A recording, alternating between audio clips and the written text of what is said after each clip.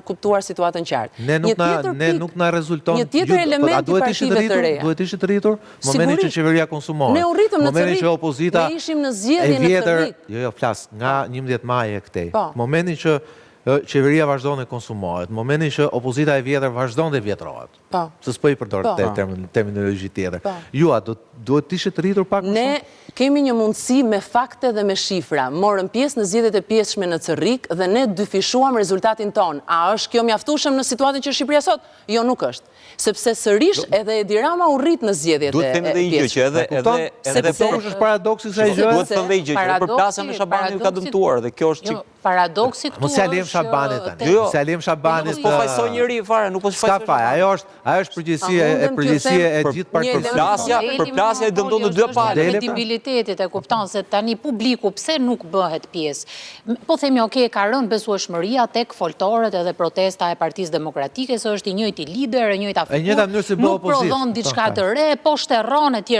Unë mendoj që është te mënyra e bërë të opozicionit është problemi. Aty ku presupozohet lindi diçka e re, direkt e kapsulojnë dhe e përjashtojnë edhe nuk i lën hapësirë fare që të marrë frymë. Tani vjen pika këtu që, okay, është partia e Adriatik Lapajt, është Lapaj që po sakrifikohet në thonjza në shesh edhe po vuan pasojat e gjithë këtyre aksioneve që po i vinë kundër, por tani unë kam bindjet e mia dhe dyshimet e mia, tani të lutem më lër ta kem bindjen time edhe ta vej në dyshim ato gjëse.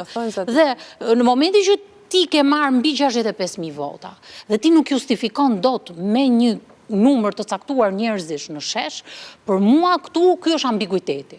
Do më thënë, në optikën time, ti pra i gjeneron si vota, dhe ne këtë nuk e dim si arrin ti ta gjenerosh si vot, dhe pse ti nuk e gjeneron dot, pse nuk e gjeneron dot si njerëz në shesh. Dhe sot, nëse ka një mënyrë... Nuk e dini vërtet, nuk keni asnjë përgjigje. Unë e kam po e kërkoj përgjigje. Ku ju keni qenë në krahun e Partisë Socialiste. Po kam kandiduar shumë mirë kam kandiduar unë me deputetin që duam. Dhe ju e dini që Partia Socialiste ushtron një trysni të jashtëzakonshme sot të qytetarëve shqiptar. Përse qytetarët nuk dalin se kanë trysni. Në protestën e kaluar ne kishim 3 civil polic të cilët vinin dhe fotografonin njerëzit tanë atje. Kjo është për të intimiduar dhe për të mos i lejuar njerëzit në shesh.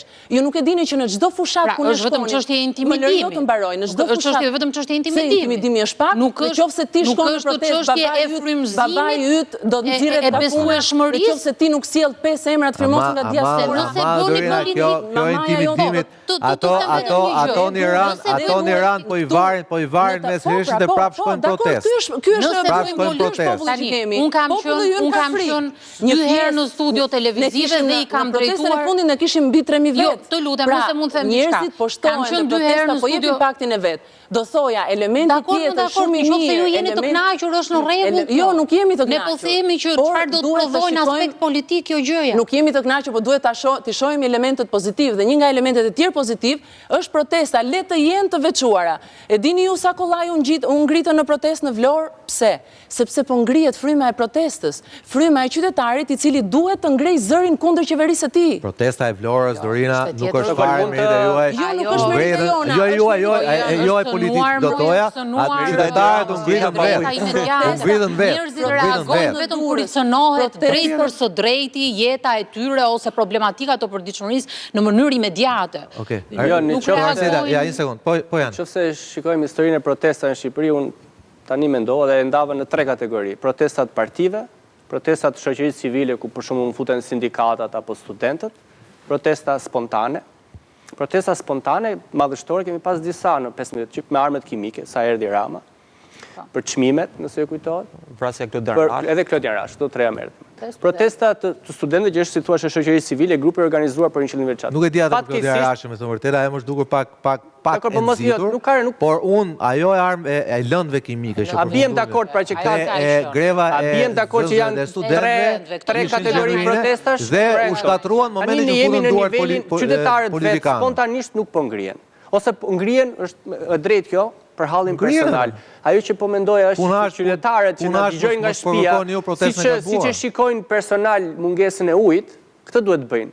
Duhet shikojnë personale që po ju vjedhin dhe taksat. Edhe pse nuk i kanë tut e xhepi, është tek buxheti i shtetit. dhe duhet ta përkthejnë këtë indinjat. Buxheti shtetit është xhepat e... Jo, fillimisht, edhe njerë, shkon fillimisht nga xhepat tanë, shkon në buxhet shtetit, shkon te buxheti shtetit dhe pastaj e vjedhin. Dhe qytetarët duhet ta perceptojnë sikur i kanë vjedh direkt në xhepi tyre. Po duhet ta përkthejnë shtetit, se kjo është detyra politike.